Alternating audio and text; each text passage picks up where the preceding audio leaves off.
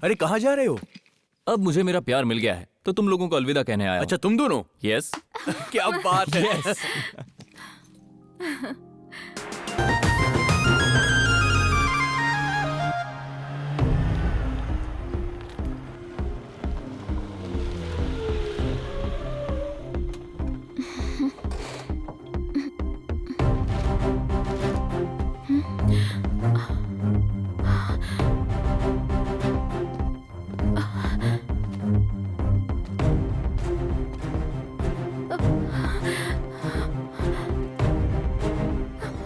Sorry Indu, मैं जानबूझकर तुम्हें यहां लाया हूं।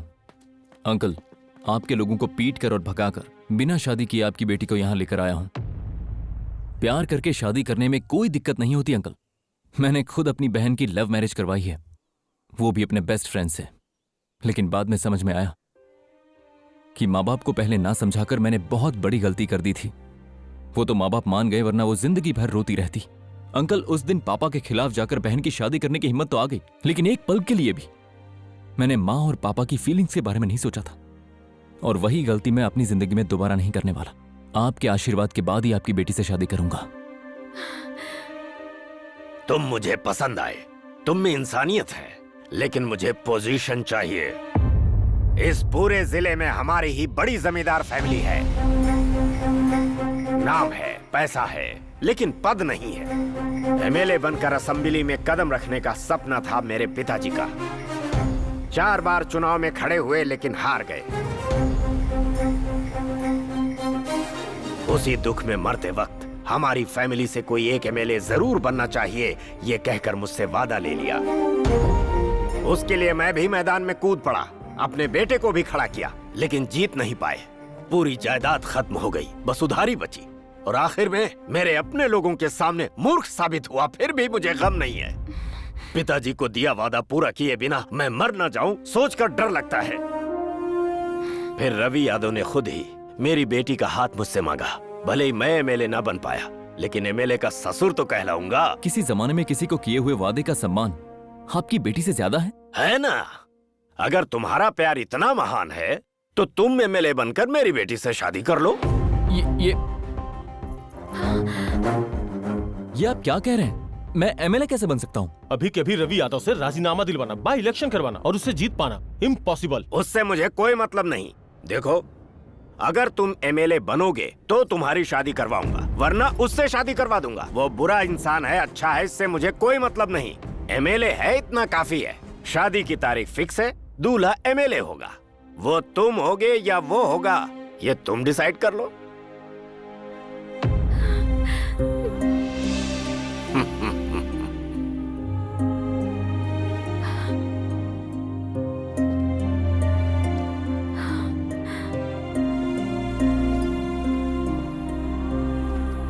क्या हुआ बेटी, देख लिया तुम्हारे प्यार में कितनी ताकत है। रवि यादव का नाम सुनते ही कैसे वो तुम्हें छोड़कर चला गया। ये है पॉलिटिक्स का पावर।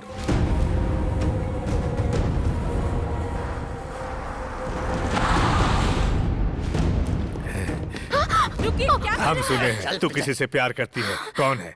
कौन है वो? बस अड्डा, रेलवे स्टेशन, चेक पोस्ट, हर जगह ढूंढवा रहा हूँ। थोड़े ही देर में उसे यहाँ पर लाकर उसके सामने ही तुझसे शादी करूंगा। ऐसे डरपोक आदमी से तुमने कैसे प्यार कर लिया?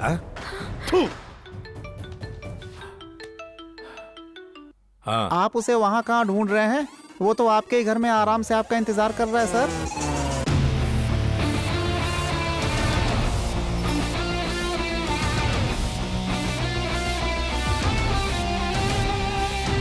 वो डरने वालों में से नहीं है, डराने वालों में से है। चलो चलो।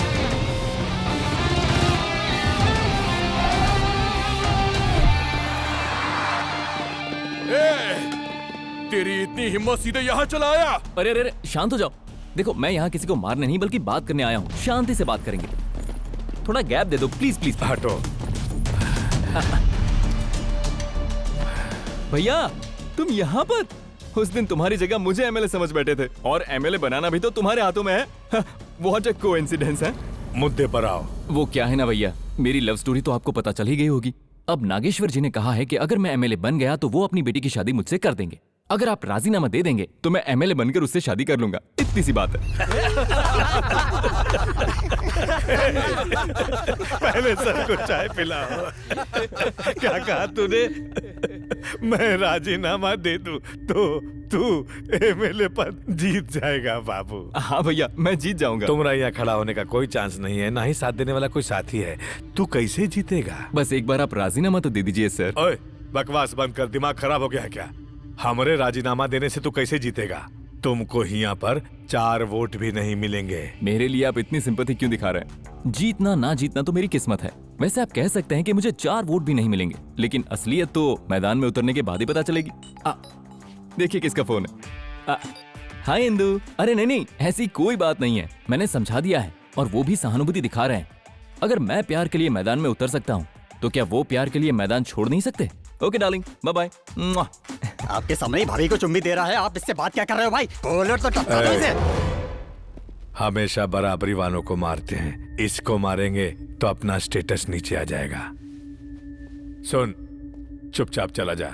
राजीनामा दे दो, मैं चला जाऊंगा। तुझे देखकर एक तरफ मुझे गुस्सा आ रहा है, दूसरी तरफ हंसी आ रही है। इससे पहले दिमाग खराब हो, तू चला जा। ओके भैया, अब मैं समझ गया हूँ, मैं चलता हूँ। रुक, क्या समझ गया? छोड़ो ना भैया, मैं समझ गया ना, मैं चलता हूँ। क्या समझ गया? बोल। राजीनामा दोगे तो तुम हार जाओगे।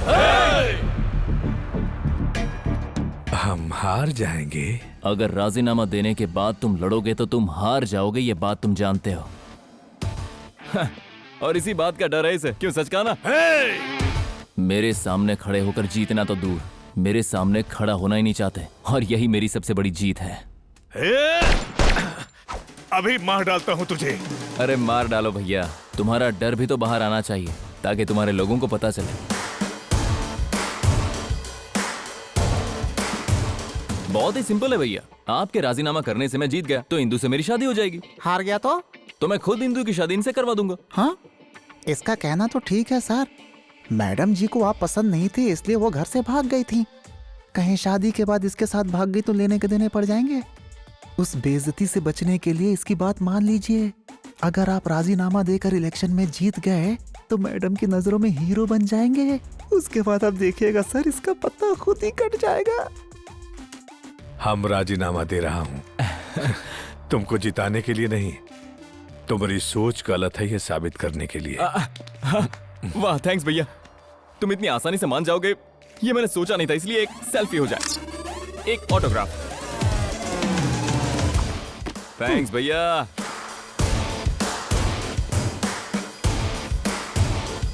चाय आने से पहले ही राजीनामा करवा गया, मतलब ये तो ब्रेकिंग न्यूज है। आपने सुना ही होगा कि रवि यादव ने राजीनामा दे दिया। अब तो बस एक ही काम बाकी है, मेरा और इंदु की शादी का मुहूर्त निकलवाना। चलो इस बात को मानता हूँ कि तुमने उसे कन्विंस करके राजीनामा ले लिया, पर एमएलए बनने के लिए तुम्हें लाखों वोट चाहिए। कौन दिलवाएगा वोट? हम दिलवाऊंगा आपको वोट।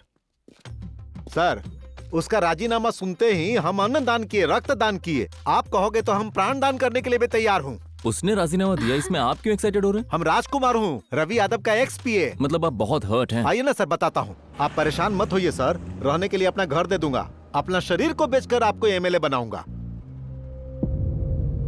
राज भाई, आज के जमाने में लोग इस तरह से पानी लेकर जा रहे हैं। सर, बारिश में नदी में पानी तो भरता है लेकिन घर में नहीं आता। चलो चलो चलो, बैठो। आराम से। राज भाई, हाँ, यहाँ स्कूल ट्रांसपोर्ट तो बहुत ही अच्छा है, लेकिन स्कूल में बुक्स और यूनिफॉर्म नहीं है। ये लोग स्कूल नहीं जा रहे हैं, फैक्ट्री में काम करने जा रहे हैं। मतलब यहाँ स्कूल नहीं है? होते हुए भी यहाँ के लोग पैसों के लिए बच्चों को काम पर भेजते हैं। इन गरीबों की भूख से ही रवि यादव का बिजनेस चलता है यहाँ पर सर। इस तरह से बच्चों की जिंदगी बर्बाद हो जाएगी। उनके बारे में बाद में सोचिएगा, अभी अपना लव मैटर का सोचिए। कल है नॉमिनेशन है, बहुते काम है अभी। धन्यवाद सर। रवि यादव जिंदाबाद, रवि यादव जिंदाबाद, रवि यादव जिंदाबाद, रवि यादव जिंदाबाद। हम लेकर आपका असली लीडर, इकलौता आपका असली नेता। इनको देखिए, ये है। सुनो, कैमरा यहाँ घुमाओ।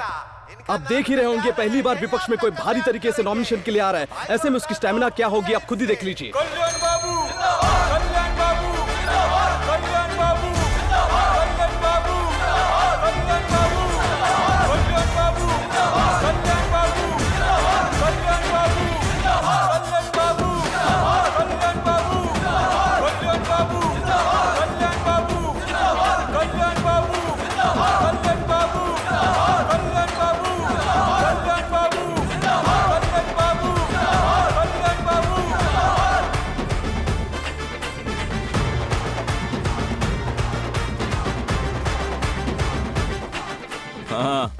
और भाई सुरेश, हाँ। सब ठीक? हाँ हाँ ठीक है। अच्छा राधा, क्या पूछना है बोलो। सर सोचा था आप कार या वैनिटी से आएंगे, लेकिन आप इतने सिंपल हैं कि रिक्शे से चले आए। राधा, एक बात मैं बताना चाहूंगा, मैं यहाँ पर ऐश और आराम के लिए नहीं हूँ। मैं पॉलिटिक्स में इसलिए आया हूँ ताकि मैं अपनी जनता को सही राह दिखा सकूँ, और यही मेरा संकल्प है। अगर खून बहे तो कांटा निकाल लूंगा, अगर चोट लगे तो पत्थर हटा लूंगा, अगर बारिश हुई तो भीग जाऊंगा, लेकिन वो महंगी कार में घूमता है क्योंकि उसका टारगेट है पैसा और मेरा जनता। आप बात बात पर जनता की बात करें, लेकिन आपके पीछे तो एक भी जनता नहीं है। 100 की शुरुआत भी 1 से होती है दोस्त। मेरी जनता मेरे पीछे नहीं, बैलेट बॉक्स के अंदर है। पेड़ की ताकत जड़ों में और जड़ें भूमि में होती है। नदियाँ कितनी भी उछाल मार लें, लेकिन मिलती है समुद्र में। अगर वो नदी तो मैं समुद्र, अगर वो पेड़ तो मैं भूमि। मुझे लगता है ये फिल्म में कुछ ज्यादा ही देखता है सर। आप लोग हमारे लिए तुरंत चले जाएं। हमारे आतिथ्य को स्वीकार कीजिए। राज भाई, हाँ। जरा इन पर ध्यान दीजिए। ठीक है जी। मैं चलता हूँ, बाद में मिलूंगा। पहले आप चाय तो पीजिए। आप यहाँ पर 2 कैंडिडेट्स को देख रहे हैं। इन्हें देखकर लग रहा है कि वीरभद्रपुर में कौन जीतेगा इस बात पर बहस छिड़ने वाली है। ये हमसे बहस करेगा? इन्हें प्रपोज कौन कर रहा है? हम कर रहा हूँ जी। यहाँ पे साइन कर दीजिए। ओम साई राम। जो सपोर्ट करेंगे उसकी यहाँ एक साइन चाहिए। बाहर कौन है? यहाँ कोई नहीं है। क्यों रे झिंगा बाबू, सपोर्ट करने वाला कोई नहीं मिला तो नॉमिनेशन मिलेगा ही नहीं। मैं हूँ यहाँ।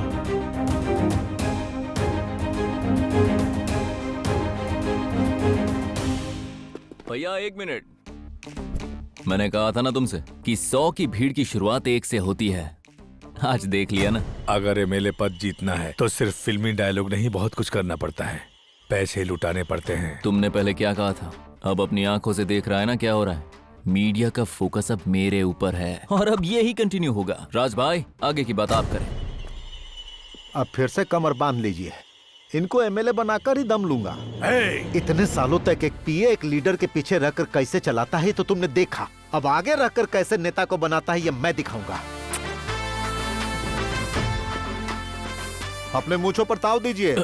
ये मूछें तो कम है ना? अरे ये तो फैशन है। फिर ठीक है।